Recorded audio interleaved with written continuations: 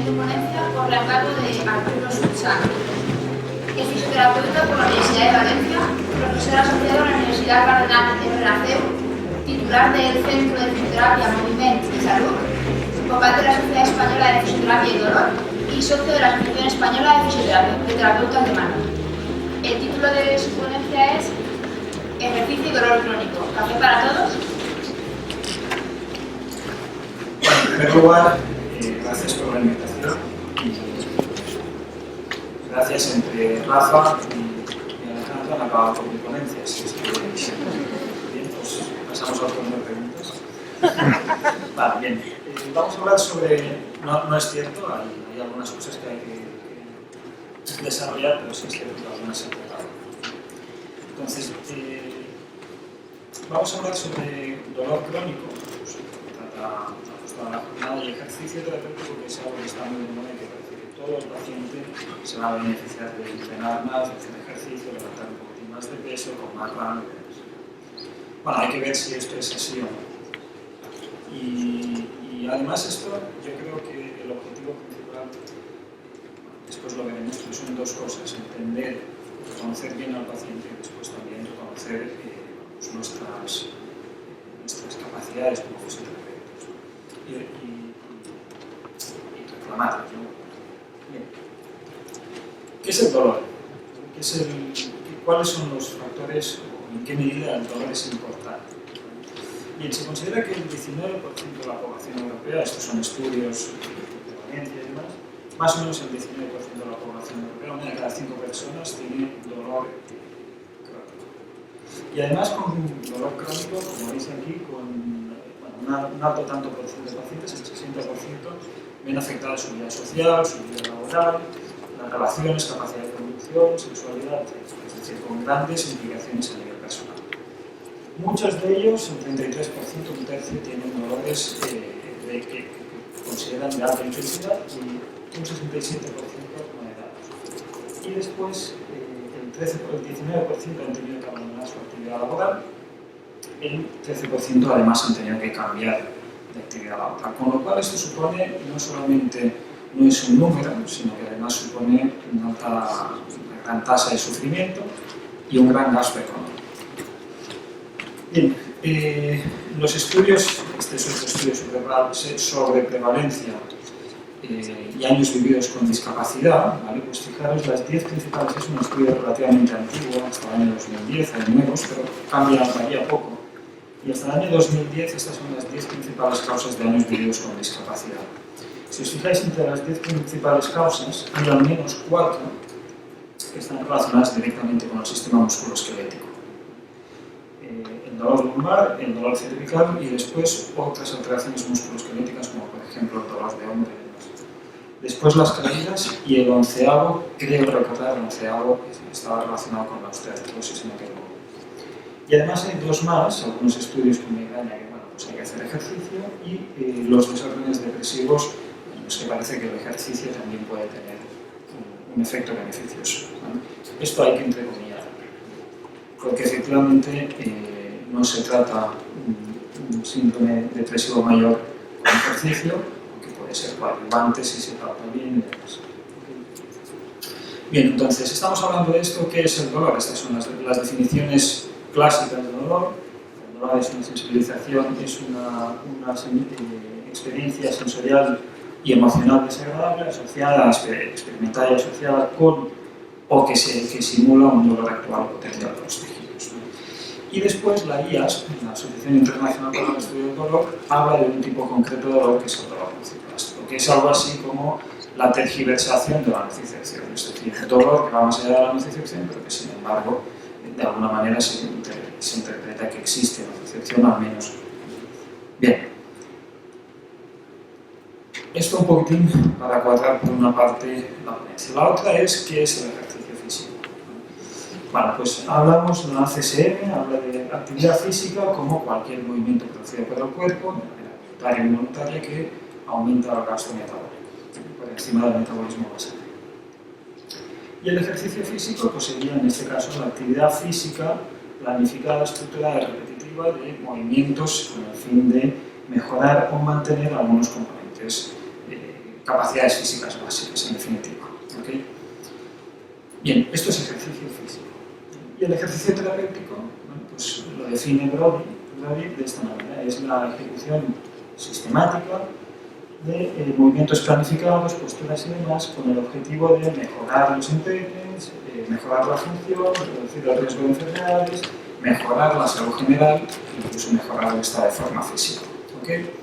Bien, entonces tenemos más o menos claro de qué estamos hablando ahora. ¿Y cuáles son los ejercicios del ejercicio? Pues los ejercicios, ya sabéis, son muchos, el sistema cardiovascular y respiratorio, pues aumenta la capilarización, mejora el intercambio de gases, mejora el VO2 máximo, retrasa el umbral del lactato, o sea que es básico para mejorar y tener una buena capacidad funcional en sujetos al menos sanos. Y otros beneficios asociados, pues bueno, uno cuando hace ejercicio y además le gusta hacer ejercicio, pues se siente bien. La cuestión es que ahí debe haber, para obtener algunos de estos beneficios, debe haber un elemento motivacional. Esto es muy importante. Bien, en cuanto a los ejercicios de fuerza, que serían otros que ahora están muy de moda, que parece que se relacionan con mejora el músculo como un elemento tampón para según qué enfermedades metabólicas y demás, pues bueno, efectivamente el músculo, el desarrollo muscular, la hipertrofia en sí mismo, pues genera una disminución en el riesgo de enfermedades metabólicas, ¿vale? Especialmente la diabetes, que puede estar detrás de prácticamente cualquier enfermedad. Además, se usa para tratar muchísimas enfermedades, muchísimas patologías musculoesqueléticas, ¿vale? El ejercicio, y esto es así, en una tendinopatía, por ejemplo, en la que hay un problema entre capacidades y demandas, pues no hay otra que o disminuir las demandas o aumentar las capacidades. Y no hay manera de aumentar las capacidades si no es a través del ejercicio físico y la adaptación de la estructura.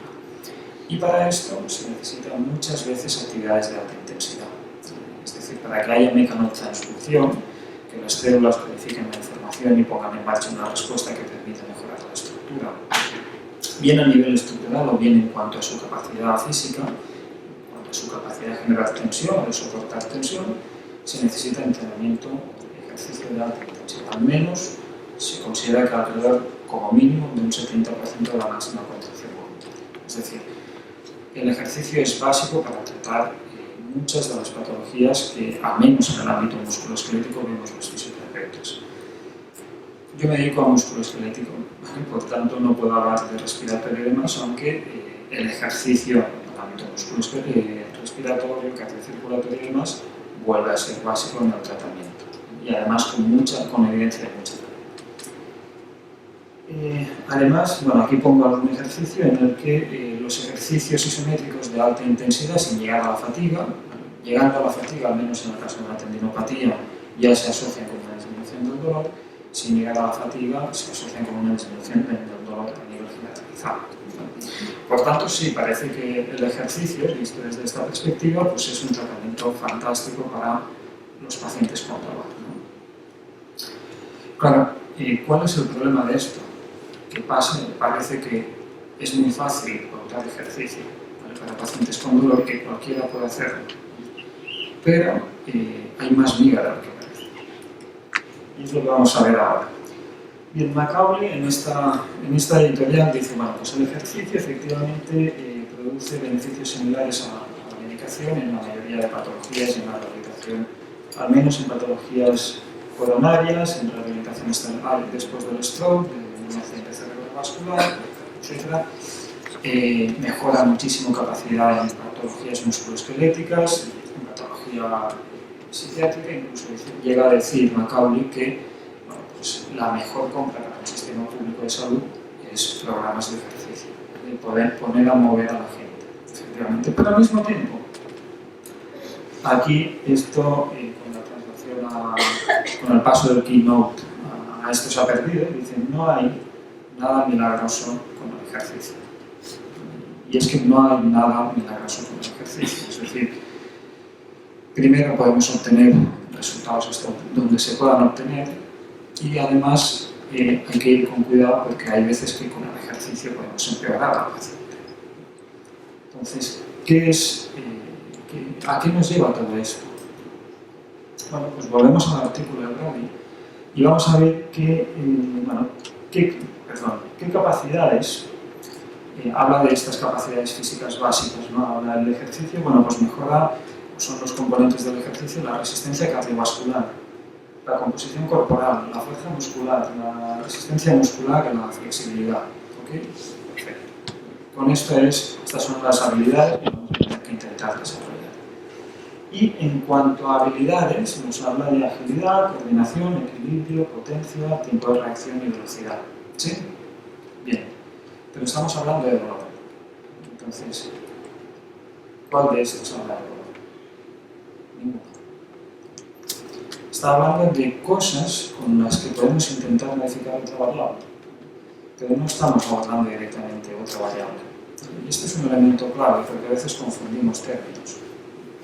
Si vamos a tratar de dolor, lo ideal sería poder tratar de dolor. Si no tenemos muy claro qué es el dolor, ¿qué estamos haciendo? Estamos tratando dolor a través de otras estrategias, en este caso el ejercicio, ¿no? Intentando ajustarnos o intentando acercarnos a algo que en verdad no estamos tratando directamente, lo estamos haciendo de manera indirecta. Claro, y esto lleva a este artículo que ya ha citado Alejandra, y que, bueno, pues efectivamente se ha usado de muchas maneras este artículo.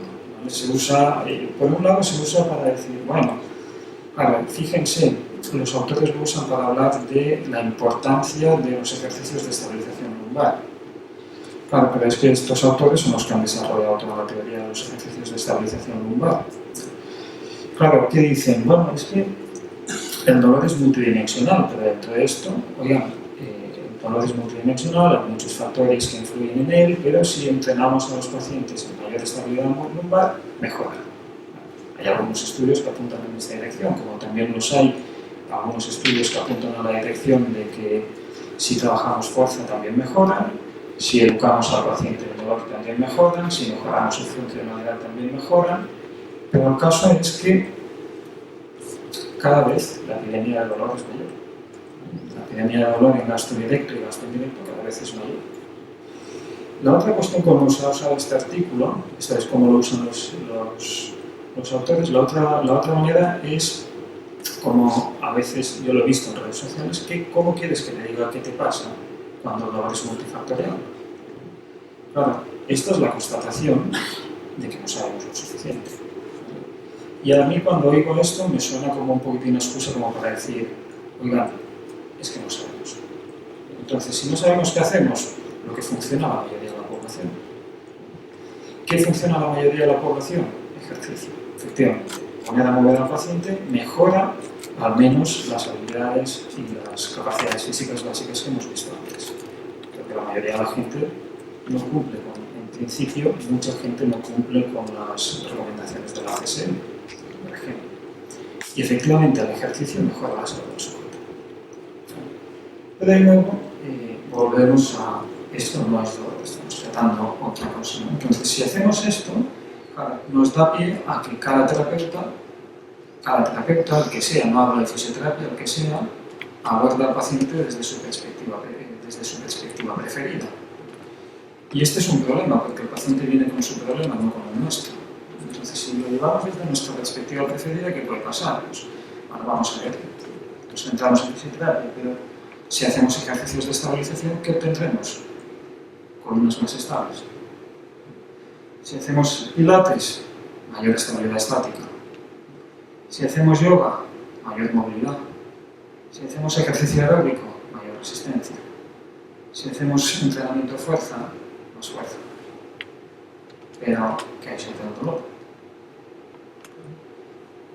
Estamos con las mismas. Entonces, el uso de una u otra depende de la fracción etiológica. Porque sí es cierto que el ser humano es muy complejo, que hay muchas variables que pueden influir, pero a la hora de la verdad, y que a nivel social o a nivel de grandes números, pues son unas pocas las variables que influyen, con pocas variables podemos conseguir que haya cambios, entonces los resultados pues, muestran cambios pequeños o significativos en una determinada dirección cuando se le da la medicación, o se le da el ejercicio de estabilización, o se le da el ejercicio de fuerza. Pero a título individual aplican muchas variables, pero no tienen que ser necesariamente las mismas que aplican para la población. Y entonces ahí es donde empezamos a perdernos y parece que mejoramos al paciente y puede que solo sea una regresión a la media o algún elemento estadístico que tenga tendencia a una mejora inicial, o puede que sea el efecto placebo y demás, o puede que sea que el paciente simplemente quiere contentarlo y bueno, parece que estoy algo mejor. Pero a largo plazo resulta que el paciente continúa con problemas. Y no solamente esto, cada vez continúa con más problemas, además a pesar de hacer cada vez intervenciones más graves, más agresivas, ¿no? Más cirugías, más pruebas diagnósticas, más tratamientos con opioides, más tratamientos de fisioterapia, más medicalización, más dolor. Más dolor, más gasto sanitario en términos directos e indirectos. Y es que quizá, después de todo, no hemos identificado todavía cuáles, o si las hemos identificado a nivel poblacional, no hemos sido capaces de cambiar todavía cuáles son las variables que verdaderamente condicionan la experiencia del dolor. Y esto es, vaya, yo creo que es una llamada a humildad, ¿no? Porque, bueno, llevamos muchos años intentando cambiar el dolor desde una perspectiva, y sin embargo lo que estamos obteniendo son efectos contrarios. Igual aquí como sanitarios necesitamos un poquitín de pausa y de ver las cosas en perspectiva. A título individual normalmente son pocas las variables que condicionan el funcionamiento del paciente y son pocas las variables que hay que cambiar, pero hay que hacer el esfuerzo de reconocer al paciente.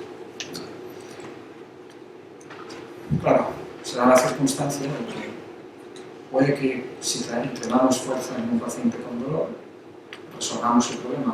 Cuando la fuerza sea el factor limitante y el factor, la falta de fuerza, la falta de capacidad física sea el factor que desencadena el dolor. Pero también es posible que si entrenamos fuerza en un paciente con dolor, en el mejor de los casos encontremos a un paciente con dolor más fuerte. Nada más. El mismo dolor, pero más fuerte. Esto tiene que ver, como os digo, con la ley de los grandes números, que no aplica de la misma manera para las poblaciones. A nivel poblacional es mucho mejor que la gente se mueva que no se mueva. Lógicamente, es mucho mejor que cumpla con las recomendaciones de la CSM que no lo haga. Es mucho mejor que cuide su alimentación que no lo haga. Pero a título individual, a veces es mejor que el paciente se esté quietecito durante un tiempo de recapacite. O es mucho mejor que el paciente se lo tome con mucho más calma y no haga un entrenamiento de alta intensidad. O es mucho mejor que antes de esto el paciente tenga que llevar unos pasos previos que ahora veremos. O que el paciente, quizá lo importante en el paciente con dolor crónico es diferenciar si está mediado por el input, mediado por la periferia, entonces hay que mejorar esto, como sería el caso de la tendinopatía, o es un paciente con un problema mediado y mantenido solamente por el sistema nervioso central, con el cerebro a la cabeza. Si es así, probablemente el abordaje sea completamente distinto y no tenga nada que ver con estas capacidades físicas básicas, aunque al final podamos complementarlo con ello, si el paciente lo requiere. Bien, entonces se lee mal. Este es un artículo en Sujetos Sanos que dice, bueno, pues el ejercicio aeróbico mejora la tolerancia al umbral isquémico en sujetos sanos. Pero no cambia ni las puntuaciones de dolor ni el umbral de detección del dolor en sujetos sanos. Claro, si ahora hacemos esto y lo llevamos a pacientes con dolor, ¿qué hacemos? Bueno, pues vamos a movernos, vaya a caminar, hay pacientes que caminar les duele. Caminar es precisamente lo que les empeora. Si exponemos un paciente a DOMPAT, a agujetas, dolores musculares de aparición tardía, pues también parece que adapta. Con el paso del tiempo, después de unas pocas aplicaciones de ejercicio excéntrico, resulta que con el mismo estrés, el ejercicio excéntrico provoca menos agujetas, esto ya lo sabemos, mejoramos las capacidades físicas básicas. Bien, pero esto sigue sin ser el problema. O el aumento en la tolerancia al ejercicio al dolor isquémico en pacientes después de realizar un HIIT. Y a veces esto nos da la sensación, bueno, pues vamos a hacer HIIT en consulta. Fantástico. Pero, oigan, estos son grandes números. La pregunta es, ¿a este paciente que tengo enfrente, estos grandes números aplican o no aplican? Entonces, aquí lo mismo ocurre con el ejercicio aeróbico y en neuropatías. Esto es muy experimental, esto es con ratas, son artículos activos y empieza a haber algunos seres humanos, ¿no? Entonces lo que se les hace a las ratas es una lesión constrictiva crónica en el nervio ciático y se las lanza o bien a la rueda esta de correr o bien a nadar, ¿no? Se echan a un cubo. Y se ve que a las 3 semanas resulta que el comportamiento del dolor, el reflejo de retirada, se ha normalizado bastante y hay menos dolor, menos comportamiento de dolor y los niveles de interleuquinas y sustancias proagésicas se han disminuido. Por tanto, otra vez el ejercicio parece que es útil para tratar al paciente con dolor.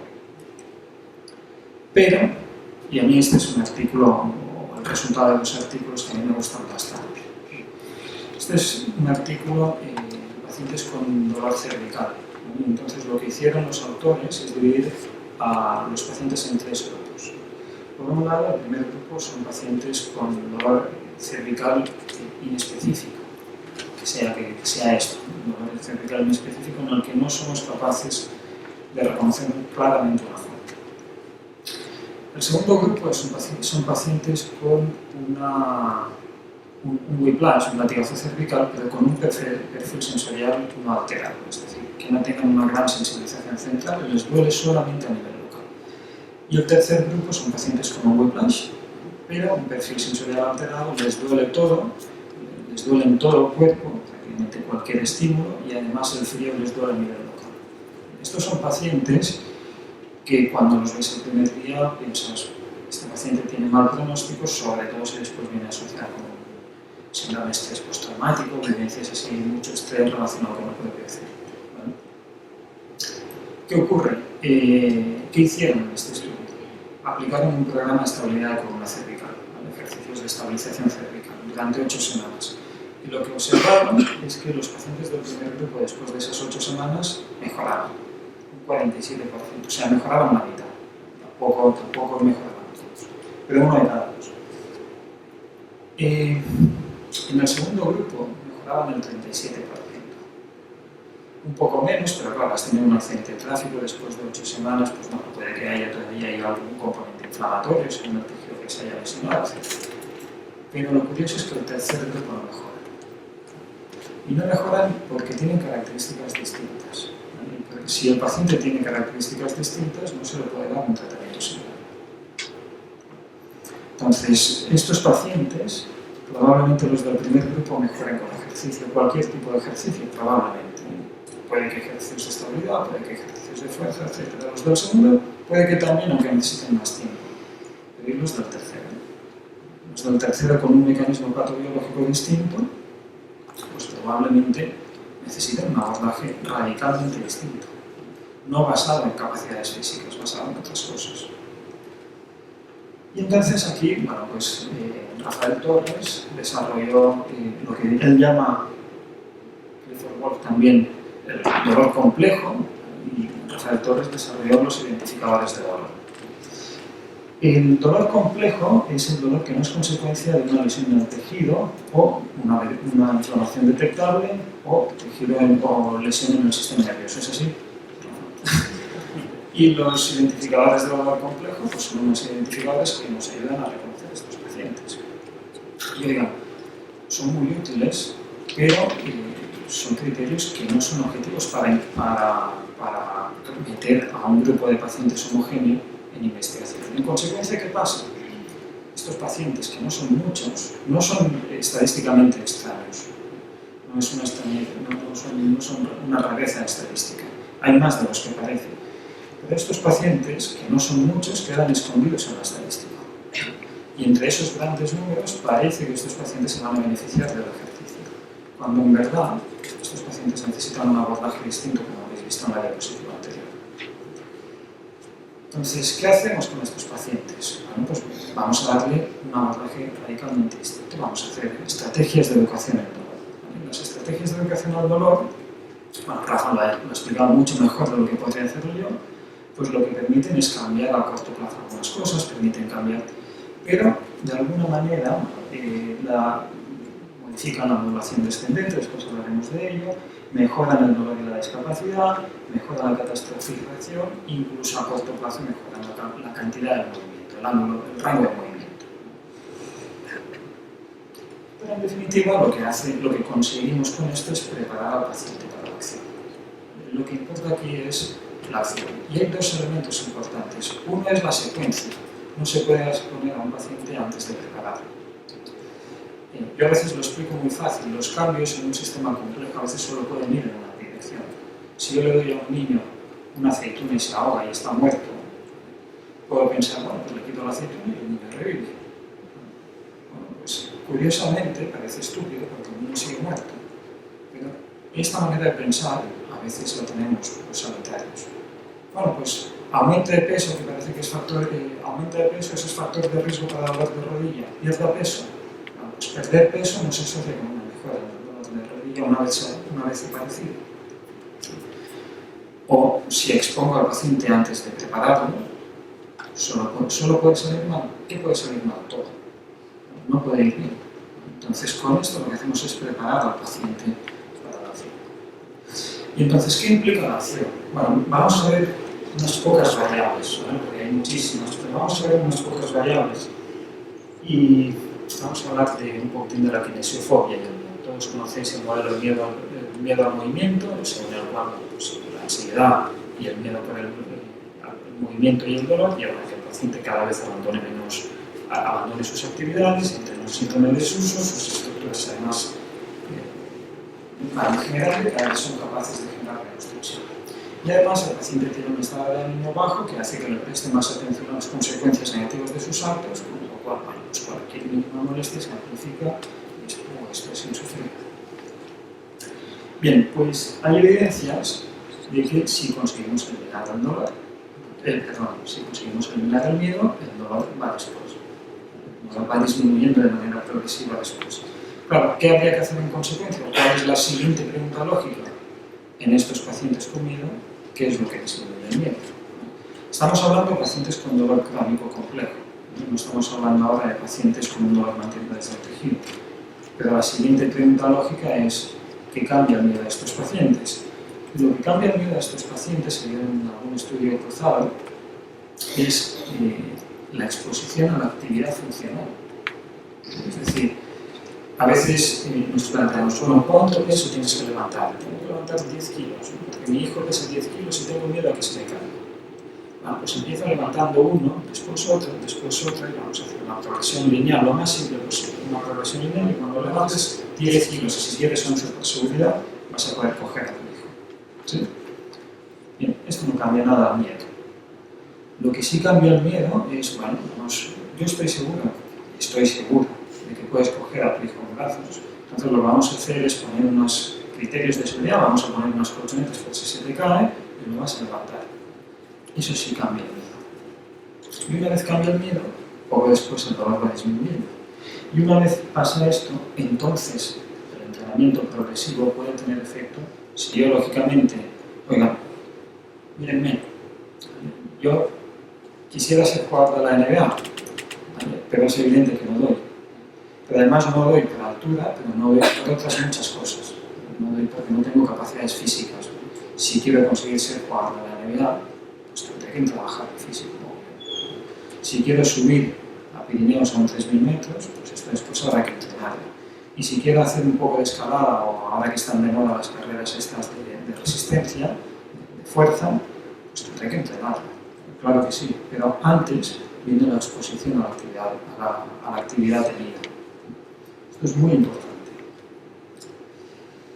Otro elemento importante en cuanto al ejercicio es la analgesia condicionada. La analgesia condicionada se basa entre otras cosas, en la activación en el cambio de la función de las neuronas de amplio rango dinámico en el ástato neuronal. De tal manera que se estimula al paciente, se provoca un dolor y el dolor quita el dolor. Esto, Alejandro tenía en su ponencia el DENIC, ¿vale? Que es el Diffuse Inhibitory Noxious Stimulation, y esto se ha visto en animales. Claro, en humanos se llama la analgesia condicionada porque se interpreta que no solamente sobre esto influye la actividad de estas neuronas, sino que están muy mediadas por la actividad ascendente. Es decir, ¿Y de dónde parte la actividad ascendente? Cogniciones, áreas cognitivas, emociones y demás condicionan la medida en que la actividad moduladora ascendente es más pronociceptiva o menos pronociceptiva. ¿Okay? Entonces, sí parece que bueno, pues los pacientes que tienen analgesia condicionada se pueden beneficiar del ejercicio y tienen metes ejercicio y el dolor disminuye. Pero aquellos pacientes que no tienen analgesia condicionada, ¿qué se les dice? Oiga, pues vamos a hacer ejercicio aeróbico, ¿vale? Porque el ejercicio aeróbico, a diferencia del ejercicio excéntrico o el isométrico, pues no va a provocar una exacerbación de los síntomas, ¿vale? ¿Y cuál es la práctica en la práctica de esto? Vamos a caminar. Grupos de gente caminando. Que puede que les guste o no les guste caminar, pero que no tiene ningún tipo de relevancia para ellos. Y claro, esto se ha visto que guarda relación, bueno, sí, hacer algo es mejor que no hacer nada, estamos de acuerdo. Cambia la hipercolesterolemia, cambia la glucemia, cambia pero ¿qué hay del dolor? Que es lo que les está amargando la vida a estas personas. ¿Qué hay del dolor en estos casos? Entonces, la cuestión no es vamos a intentar, bueno, pues llévelo como pueda, ¿vale? Camine un poquitín, haga un poquitín vida social, que además juntamos a los pacientes del mismo grupo con la misma patología para que vayan a caminar pero hablando de sus problemas. Entonces, hágalo como esto lo mejor que pueda, porque esto es para siempre. En vez de intentar recuperar esa analgesia condicionada, en vez de intentar cambiar un poquitín el funcionamiento del cerebro, preparar al paciente para la opción y exponerlo a actividades de alta carga, porque empiezan a haber evidencias de que el entrenamiento de fuerza en pacientes con fibromialgia funciona y tiene efectos muy beneficiosos, pero lógicamente antes hay que llevar al paciente donde corresponde, no hay que exponerlo como al niño demasiado pequeño, darle una aceituna para que se lo trague. No es ese el caso. Entonces, bien, fijamos otra vez, parece que la analgesia inducida por el ejercicio depende del perfil sensorial del paciente y una gran parte del perfil sensorial del paciente, ya habéis visto, depende de cogniciones y emociones. Por tanto, bueno, pues esto habría que tratarlo y tenerlo muy en consideración también a la hora de tratar al paciente. Y aquí otro estudio que me ha robado Alejandro, ¿vale? Que es, este es un estudio de Trash Stanton, a mí me gusta muchísimo, porque bueno, pues el dolor cambia la manera de comportarse, cambia a veces la manera abiertamente, pero otras veces cambia la manera de una forma muy sutil. A veces no tan sutil, el paciente se mueve de esta manera, como si fuera un robot, pero otras veces el paciente simplemente percibe esa sensación de rigidez, aunque como ha dicho Alejandro, esa rigidez no está. Necesitan estos pacientes con esa sensación de rigidez un problema fuerte. Necesitan, si es un problema puramente central, que no está mediado por la periferia, pues posiblemente no la necesiten. En definitiva, como conclusión, a todos nos gustaría conseguir esto.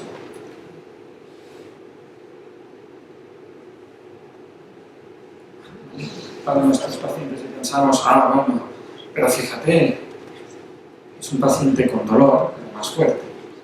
Para algunos pacientes es mucho mejor conseguir esto otro. Oiga, vaya a bailar, haga actividades que le interesen, haga actividades funcionales, recupere patrones de movimiento con el hula hoop. El hula hoop es algo que yo mando muchísimo a mis pacientes, algunos de los pacientes con dolor complejo. ¿Por qué? Porque las variables que condicionan su funcionamiento son otras. Bien, entonces para acabar, pues os dejo aquí unos pequeños mensajes para casa. Bueno, pues efectivamente tenemos un problema con el dolor. El dolor, el ejercicio, no hay que banalizarlo, es una estrategia de tratamiento muy potente y además disminuye el riesgo de enfermedades y de problemas de salud severos. Es una estrategia muy útil en el tratamiento de patología también musculoesquelética, pero no en todos los pacientes con dolor. Algunos pacientes no se benefician de esto y en estos pacientes es mucho más importante empezar por mejorar su función a nivel pragmático, pero empezar por mejorar su función conlleva hacer un trabajo previo antes de podernos exponer a actividades primero temidas y relevantes para él y después poder pasar a un programa clásico de ejercicio terapéutico. ¿Okay? Gracias.